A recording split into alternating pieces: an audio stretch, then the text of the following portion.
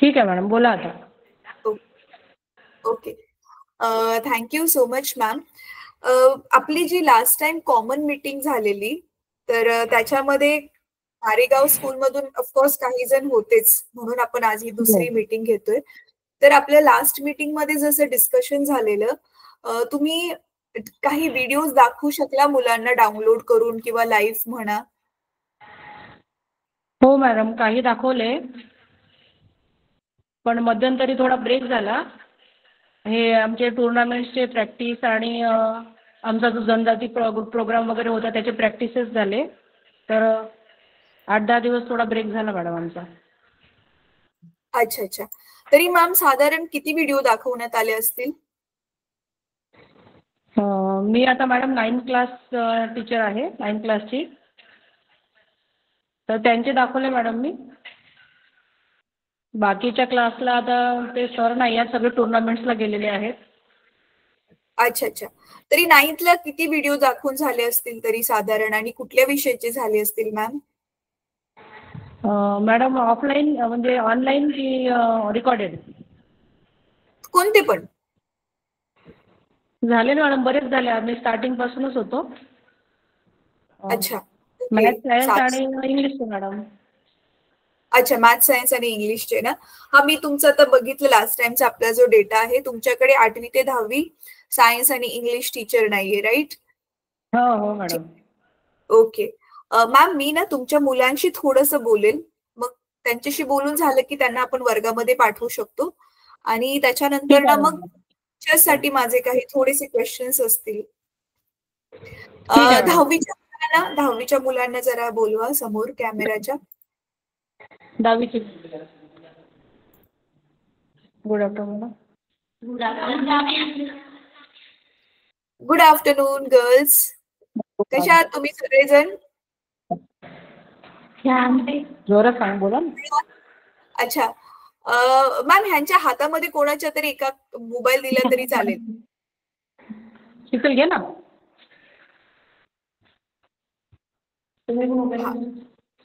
Okay, thank you. अरे, माझं mobile जवळ असेल तर माझा पण आवाज तुम्हाला स्पष्ट येईल आणि तुमचा मला ऐकायला येईल, नाहीतर आवाजच येणार नाही. ठीक आहे मुलांनो, सिम्पल क्वेश्चन विचारणार आहे. तुम्ही बिलकुल घाबरू पण नका, लाजू पण नका. जे तुम्हाला खरं खरं जे वाटते ते सांगायचं आहे. अच्छा, तुम्ही 10वीचे आहात, तर तुम्ही मला बघितले यापूर्वी, कधी पाहिले मला तुम्ही? हो. अच्छा, मी कोणता विषय शिकवते?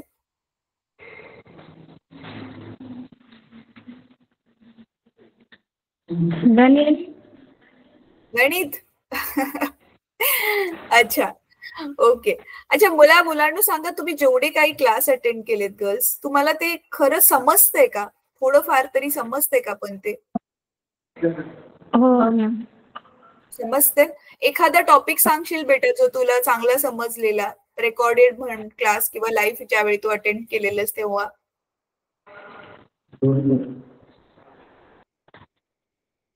दोन चला तीन समीकरणे. हा, परत बोल. 2 चलातील रेषीय समीकरणे. अच्छा, 2 चलातील रेषीय समीकरणे तुला चांगलं समजलेलं. ओके. कोणत्या मॅम शिकवतात माहितीये 2 चलातील रेषीय समीकरणे? मॅमचं नाव माहितीये? बरं, ठीक आहे, काही हरकत नाही आहे आता. अच्छा अच्छा, आठवत नाही, काही हरकत नाहीये. ठीक आहे बेटा, कोणता विषय जास्त चांगला समजतो इंग्रजी, सायन्स, मॅथ्स पैकी?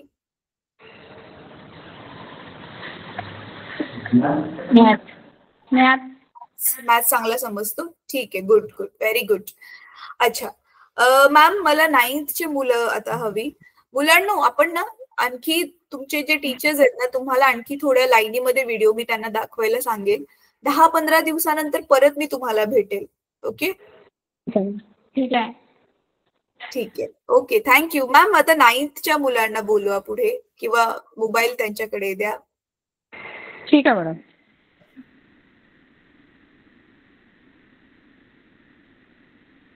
शुक्रिया madam. Good afternoon. Good afternoon girls.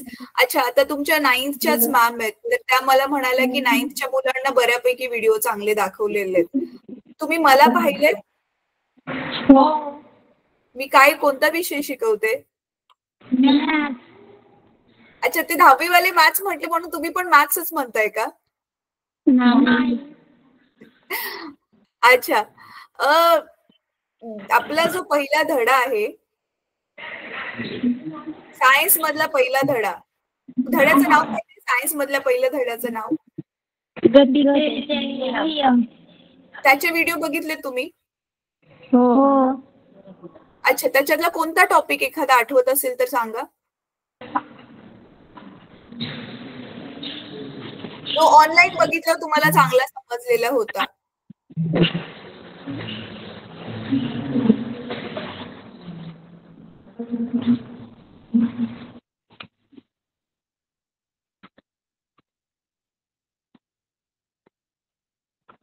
नाही आठवते? बरं ठीक आहे, काय हरकत नाही. तुम्हाला ऑनलाईन शिकवलेलं खरं समजतं का मुलांनो? थोडंफार तरी समजतं खरं? हो. कारण प्रत्यक्षात टीचर तुमच्या समोर नसतो ना. बरं ठीक आहे, काही हरकत नाही. गर्ल्स तुम्ही बसू शकता. मॅम 8th स्टँडर्डच्या मुलांशी थोडं बोलू द्यात मला. आपण 10-15 दिवसानंतर परत भेटणार आहे हा गर्ल्स. हो.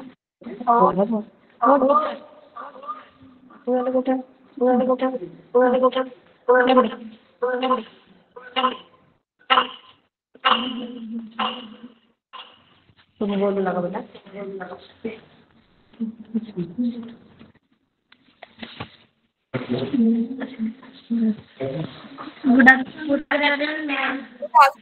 Good afternoon girls.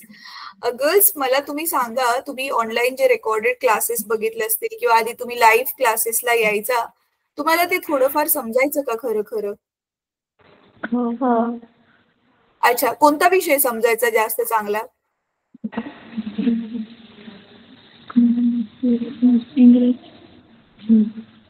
इंग्लिश समजायचं चांगलं?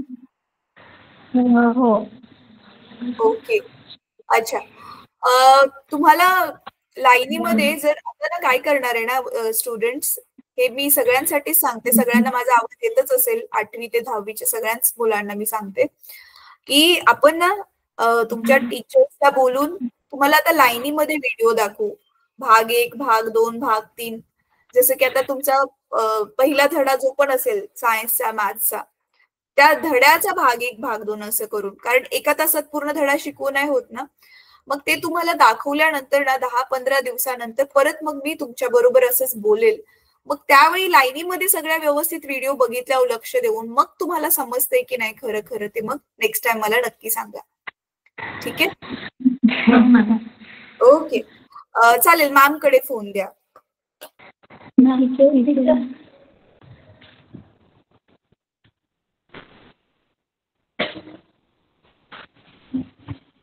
बोला मॅडम. मॅम माझे ना मुलांना हवं तर आता वर्गामध्ये त्यांचे क्लासेस चालू असतील ना, तिकडे पाठवलं तरी चालेल, जसं तुम्हाला ठीक वाटेल. आणि माझे काही क्वेश्चन्स आहेत ते मी क्विकली तुम्हाला विचारेल. मॅम तुम्हाला ह्या शाळेमध्ये किती वर्ष झालेत? मला 1.5 वर्ष झाला मॅडम. अच्छा, ऍक्च्युली ना मला थोडं जुने कोणीतरी टीचर किंवा सर, प्रिन्सिपल सरच असतील तर बरं होईल. कारण माझे हो, आहेत क्वेश्चन्स की. तसेच आहेत. हा, माझे त्या टाईपचे क्वेश्चन आहेत. मग त्याचे आन्सर कदाचित तुम्हाला देणं थोडं डिफिकल्ट होईल. मग ठीक आहे मॅडम. शाळेबद्दल जर माहिती हवी आहे ना, तर जुने टीचर्सच देऊ चालेल. प्रिन्सिपल सरांना सांगा मग माझ्याशी बोलण्यासाठी. बाकी तुम्ही मग अच्छा मॅम, मला जरा सेटअप दाखवा. तुम्ही कशावरती मुलांना लाईव्ह क्लास दाखवता? टीव्ही आहे, प्रोजेक्टर आहे, काय आहे? अच्छा, प्रोजेक्टर आहे. सध्या लाईट गेलेली आहे मॅडम. लाईट हा गेली हा. असल्यामुळे मोबाईलवरच मी जॉईन झाले. पण आमचा हा सेटअप आहे मॅडम हॉलमध्ये. अच्छा, बघितलं मी. चांगली मोठी स्क्रीन आहे, व्हाईट पडदा आहे ना, आणि प्रोजेक्टरने हो. लावून दिलं. Okay okay, great. मॅम इंटरनेटचं कसं आहे? तुम्ही वायफाय बसवलाय का? नाही मॅडम, सध्या आम्ही आमच्याच मोबाईलचा डाटा यूज करतो. पण होणार आहे असे म्हणाले होते आमचे प्रिन्सिपल सर. 1-2 दिवसामध्ये ते वायफायची सोय, कारण ATC मॅडमनी पण तसे इन्स्ट्रक्शन दिले आहेत म्हणतात. ओके, ग्रेट ग्रेट, ठीक आहे, चांगलं आहे. मग तर काही प्रॉब्लेमच नाही होणार मुलांना मग ऑनलाईन काही पण बघायचं असेल तर. ठीक आहे मॅम, हो, थँक्यू सो मच. ठीक आहे. मी मग ठीक प्रिन्सिपल आहे, सरांशी इंटरव्ह्यू कंटिन्यू करते. हो हो. हा ma'am, good afternoon ma'am. Good afternoon sir. Ma'am मुलांना घेऊन गेल्या तरी चालेल, आता फक्त आपल्यालाच बोलायची गरज आहे. आणि सर तुम्ही पण एका ठिकाणी बसून घ्या, कुठेतरी बसलेला आहात का तुम्ही? मी कॅबिन मध्ये जातो मॅम मग आता. अच्छा अच्छा अच्छा, बरं बरं, ठीक आहे सर. काही नाही, थोडेसेच क्वेश्चन्स आहेत, 10 मिनिटांमध्ये आपलं ठीक आहे मॅडम. हो बोला मॅम. सर मला हे सांगा, आपली ना 8वी ते 10वीची 10वी पर्यंत शाळा आहे ना आपल्याकडे, 11वी 12वी नाहीये? नाही मॅम, 10वी पर्यंत. अच्छा सर, मग आपली 8वीचे किती विद्यार्थी असतील एकूण? 8वीचे मॅडम 56 आहेत मॅडम. हो बरेच आहेत. आणि 9वीचे किती असतील? 54 मॅम.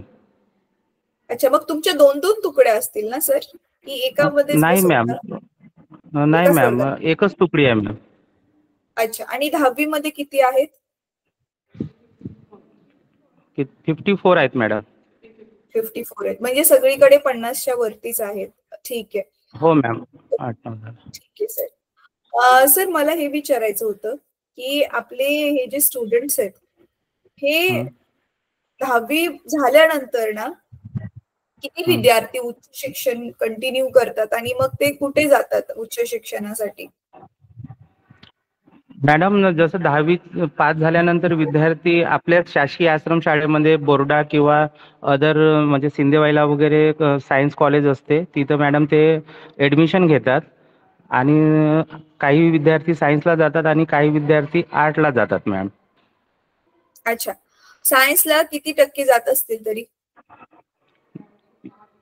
यावर्षी मॅडम आपल्याकडे 44 विद्यार्थी होते, त्यापैकी जवळपास नाही 12 विद्यार्थी गेले आहेत.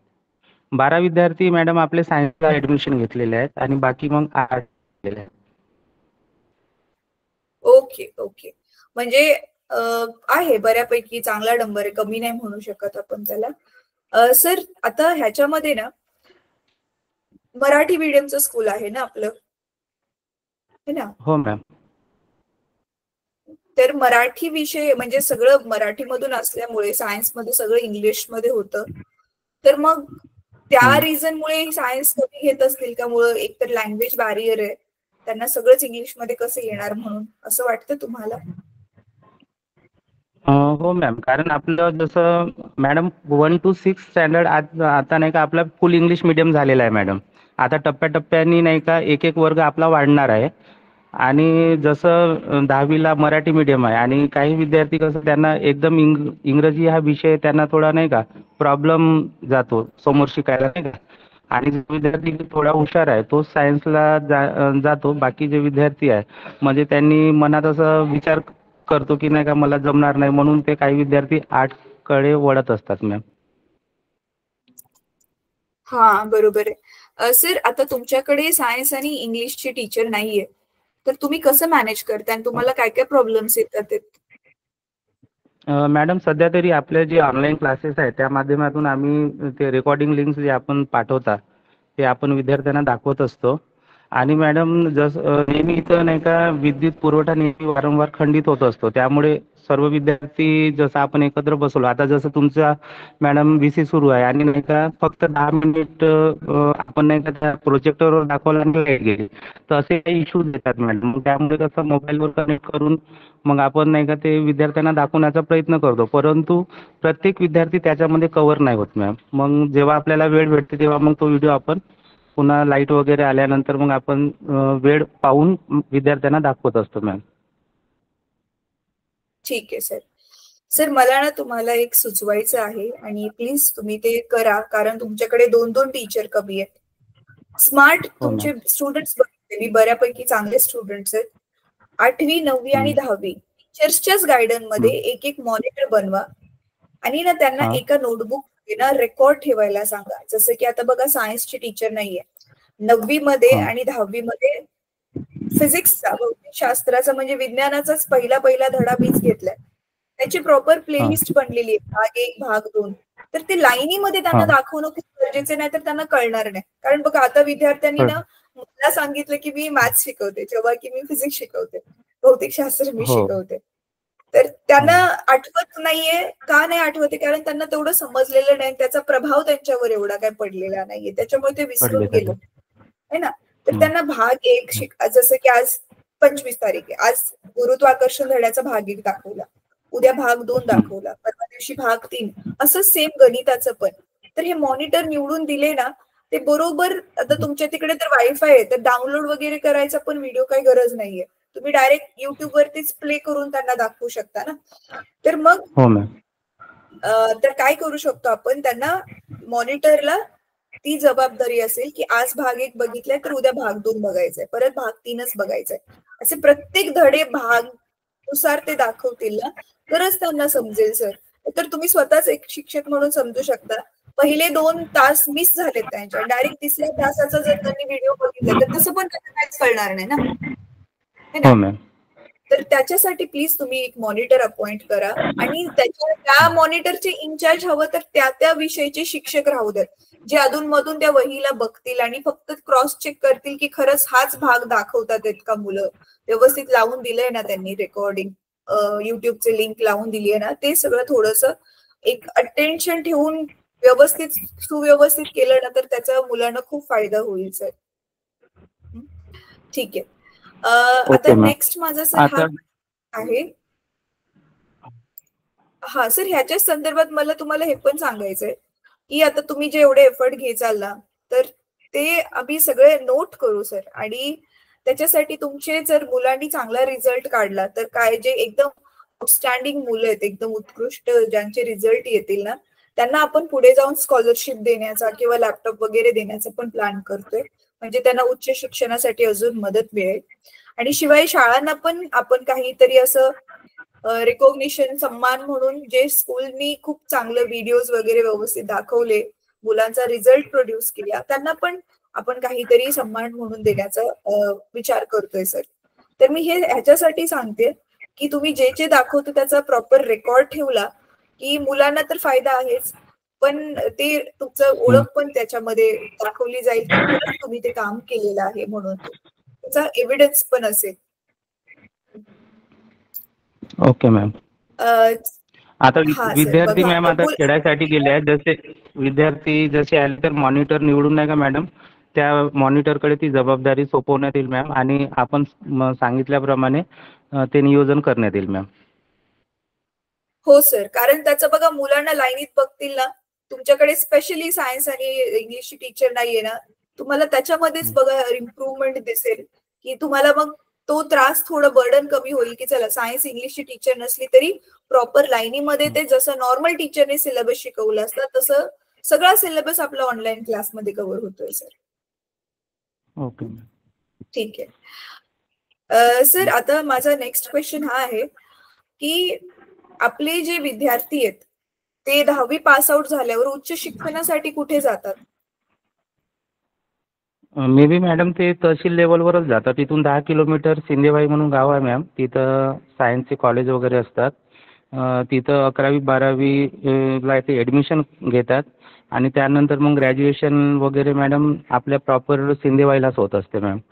तर त्यामुळे ते जनरली त्या सिंदेवाईमध्ये शिकण्याचा म्हणजे त्यांचा म्हणजे शिकत असतात. आणि काही विद्यार्थी ज्यांची रिलेटिव्ह वगैरे जर समजा जिल्हा लेवलवर असेल किंवा नातेवाईक असेल किंवा हॉस्टेलमध्ये वगैरे नंबर लागला मॅम त्यांचा, तर ते चंद्रपूरला वगैरे जाऊन शिक्षण घेतात मॅडम, किंवा ब्रह्मपुरीला जात असतात. अच्छा सर, जवळजवळ सगळेच विद्यार्थी कमीत कमी 12वी किंवा ग्रॅज्युएशन करतात?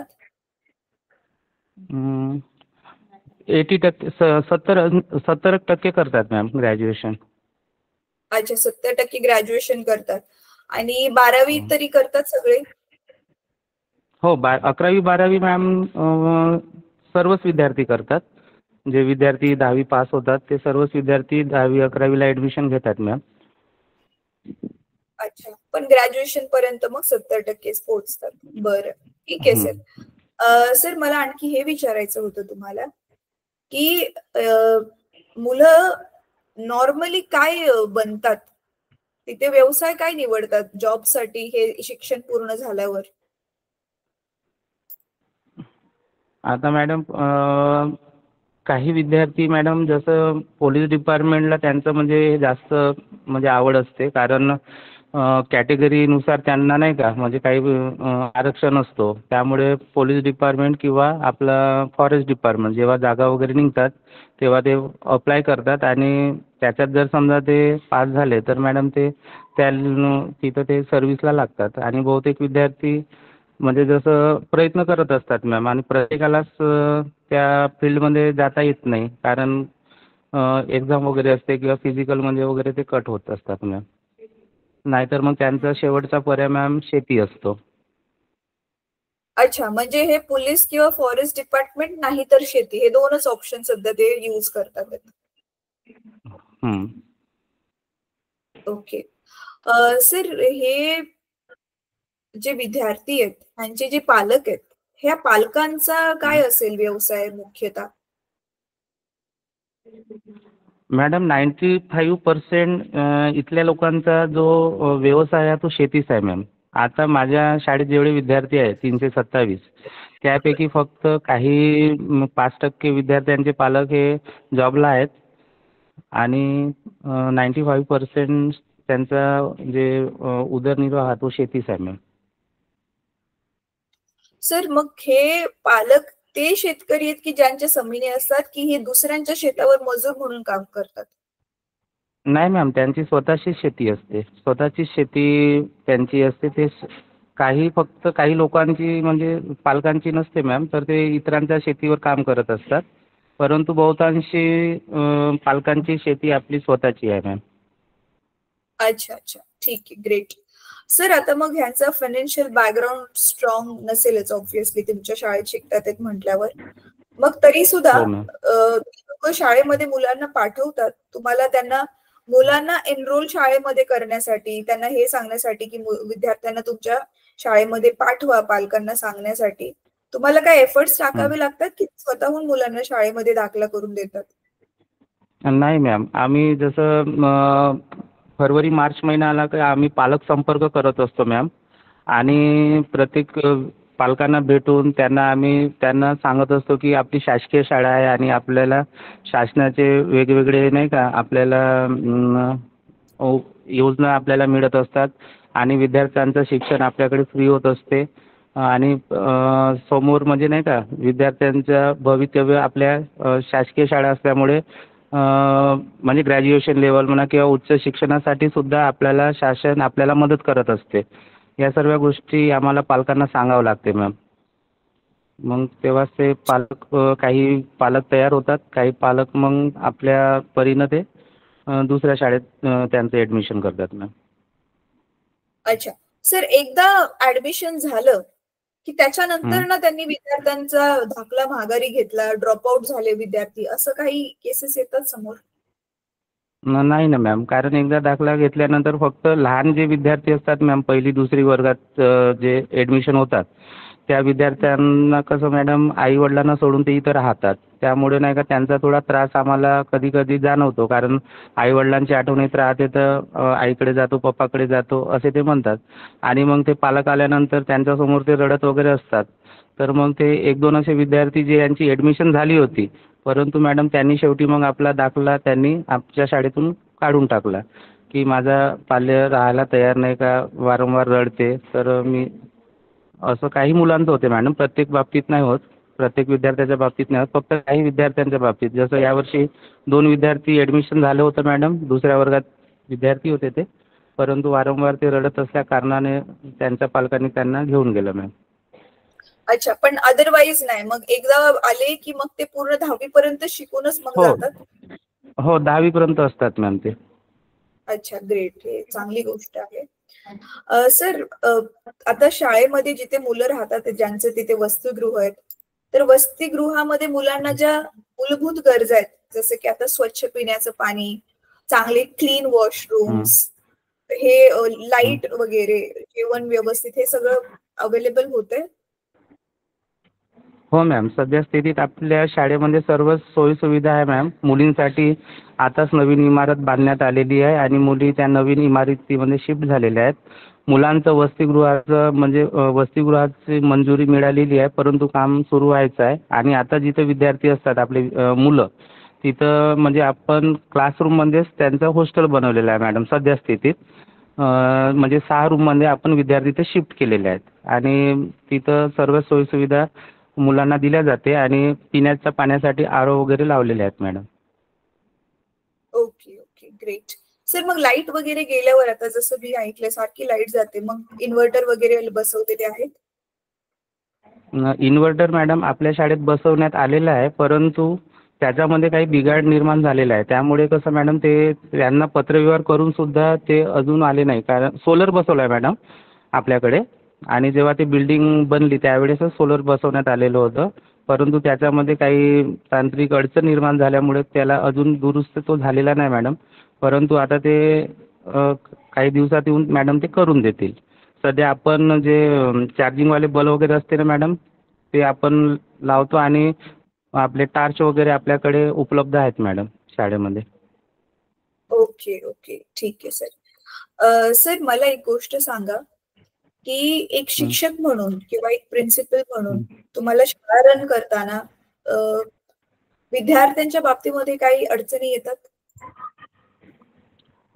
मॅडम अडचण एवढीच येते मॅडम की आपले जसं विद्यार्थी आहेत मॅडम, जेव्हा शाळा सुरू होते मॅडम तर विद्यार्थी आपली 27-26 जूनपासून शाळा सुरू होते, परंतु विद्यार्थी याला 15 दिवस 20 दिवस 1 महिना असे उशिरा येतात. आणि इकडे जे परंपरा आहे मॅम की जे पोळ्या वगैरे सण असतो तेव्हा विद्यार्थी आपल्या स्वगावी जातो, परंतु फक्त 1-2 दिवस न राहता तो 15-15 दिवस घरी राहतो आणि मग तिथून आल्यानंतर जे काही आपलं शिक्षण झालेलं आहे, जे काही आपण शिकवलेलं आहे तो पूर्ण म्हणजे एम्प्टी म्हणजे माइंड जो आपला पूर्ण म्हणजे खाली करून येतो. म्हणजे त्याला म्हणजे असं आपण जे झालेल्या पोर्शनवर जर समजा काही विचारलं तर त्याला साधे त्याचे उत्तर सुद्धा नाही का मॅडम त्याला म्हणजे देता येत नाही. तर हा एक अडचण म्हणजे शिक्षक म्हणून माझ्यासमोर निर्माण होते मॅम.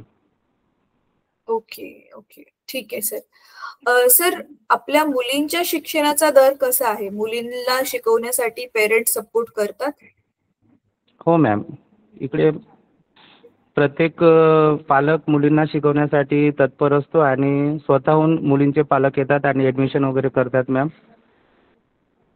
आणि इकडे मुलींचंच प्रमाण जास्त आहे मॅडम शाळेमध्ये नाही का मुलांपेक्षा. ओके ओके ठीक आहे, चांगली गोष्ट आहे ही. सर आम्ही ना पुढे जाऊन मुलांसाठी एकतर करिअर गायडन्स, 10वी झाल्यानंतर त्यांच्याकडे काय काय ऑप्शन आहेत, 12वी झाल्यावरती ते कशातून करिअर करू शकतात, त्याच्यानंतर ना इंटरनेटचा सेफ वापर कसं करायचा. आता मुलं थोडी मोठी झाली की यांच्याकडे मोबाईल येणार आणि घरी जात असतील तर हे पालकांचे मोबाईल वापरतच असतील. मोबाईल असतात. हा, आणि त्याच्याशिवाय सायबर सिक्युरिटी, आपलं सायबर क्राईम किती वाढलेले आहेत, परत गुड टच बॅड टच, हे असे काही जनरल आम्ही ना एखाद पिरियड असं घ्यायचा विचार करतोय. तर तुम्हाला वाटते ते तुमच्या मुलांसाठी पण उपयोगी ठरतील? हां मॅम, 100% मॅम. कारण जसं गुड टच बॅड टच आणि सायबरची वगैरे आपण माहिती विद्यार्थ्यांना देतच असतो, परंतु आपल्याकडून पुन्हा जर समजा माहिती मिळत असेल तर माझ्या विद्यार्थ्यासाठी बेस्ट राहणार मॅम. अच्छा अच्छा ठीक आहे सर, चांगली गोष्ट आहे. आपण त्यांना आणखी मोटिवेट करू अशा काही सेशन्सने वगैरे. सर तुम्ही ना स्वतःहून, एक लास्ट क्वेश्चन आहे माझा, तुम्ही स्वतःहून थोडंफार आमचे जे रेकॉर्डिंग बघितले असतील किंवा लाईव्ह क्लासेस बघितले असतील, एक शिक्षक म्हणून तुम्हाला काय वाटतंय ते मुलांसाठी खरंच सुटेबल आहेत का? आम्ही आता एवढे एफर्ट्स टाकतोय, त्याचा फायदा होईल का त्यांना? मॅडम माझ्या मते तर विद्यार्थ्यांना पुरेपूर त्याचा फायदा होईल मॅडम, परंतु आता एट ए टाइम जेव्हा मी 54-60 विद्यार्थी जसं एकत्र बसवतो तर त्यापैकी मॅम काही विद्यार्थी त्या क्लासकडे नाही का म्हणजे मन लावून किंवा सिरियसली बसतात, परंतु काही विद्यार्थी असे आहे मॅम जे नाही का थोडे मस्ती वगैरे करत असतात, म्हणजे त्यांचं लक्ष नसते मॅम. तर हे एक अडचण म्हणजे निर्माण होते. तरी आपण शिक्षकसुद्धा उपस्थित राहिल्यानंतर म्हणजे जसं क्लास संपल्यानंतर आता ते नोटिंग वगैरे करतात, परंतु मी प्रत्यक्ष एकदा म्हणजे असं चेक केलं तर काही विद्यार्थी नोटिंग सुद्धा करत नव्हते, फक्त पेन आणि बुक घेऊन होते आणि लिहत सुद्धा नव्हते आणि समोरचे जे विद्यार्थी होते ते लिहत होते.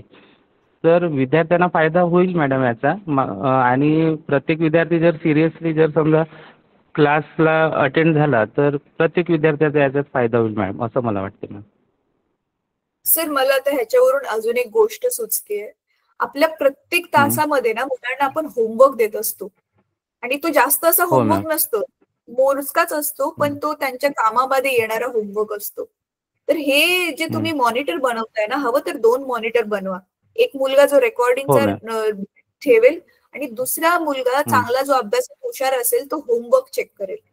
जेणेकरून हो मॅम. खास करून जे शिक्षक नाहीये तुमच्याकडे सायन्ससाठी आणि इंग्रजीसाठी, आणि मग मी तुम्हाला ना हो. ऑलमोस्ट 15-20 दिवसांचा वेळ देते, हवं तर 1 महिना हो. घ्या.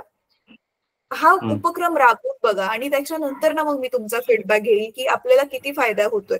होमवर्क वरनं त्यांच्या नोटबुक वरून तर कळेलच ना की त्यांनी किती जमतंय, त्यांना किती येतंय. वर्कशीट्स वगैरे पण आम्ही देणार आहे सर, हो. प्रश्नपत्रिका वगैरे पण सरावासाठी त्यांना देणार आहे. त्या पण हवं तर तुम्ही त्याला प्रिंटआउट पण घ्यायची गरज, प्रोजेक्टर वरती ओपन करून दिलं ते नोटबुक मध्ये सोडवतील. आन्सर की पण आम्ही देऊ, ते स्वतःचे आन्सर्स चेक करतील, मग किती राईट आहे किती रॉंग आहे. ओके मॅम, चालेल. ठीक आहे सर, तुमच्याकडून तुम्हाला काही फीडबॅक द्यायचा आहे किंवा काही सुचवायचंय का?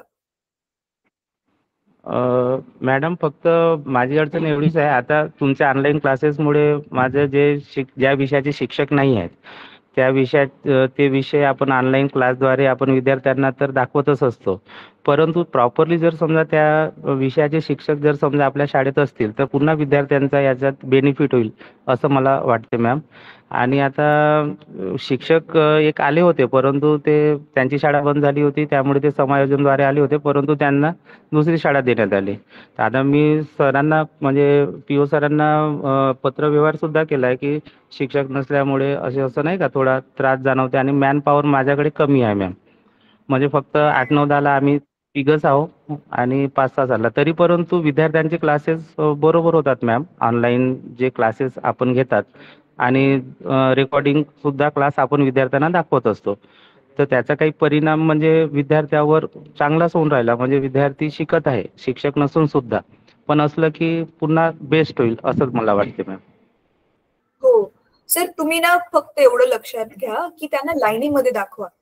लाईनीमध्ये व्हिडिओ हो दाखवल्यावर त्यांना खूप चांगलं समजेल सर. माझ्याकडे ओके मॅम. तुमचा नंबर तर आहेच आहे आणि आपला बघा हो तो मी परत एकदा सर इथे व्हॉट्सअपवर लिंक पाठवते.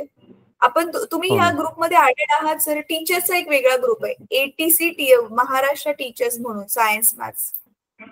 आपला एक तर चंद्रपूरचा ग्रुप आहे व्हॉट्सअपचा आणि हा दुसरा फक्त टीचर्सचा, सायन्स मॅथ्सच्या टीचर्सचा ग्रुप आहे. हा तुम्ही जॉईन हो करा. बघा मी चॅट मध्ये आता लिंक टाकली, आता जॉईन करून घ्या, क्लिक करा त्याच्यावर, हो मॅम. जॉईन व्हाल. हो क्लिक केलं मॅम त्याच्यावर. हा झालं, तुम्हाला दिसतोय आता ग्रुप? एक मिनिट.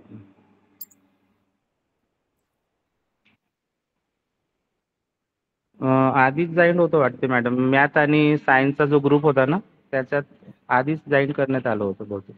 हा, त्याचे नाव काय दाखवते व्हॉट्सअपवर तुम्हाला? एक मिनिट.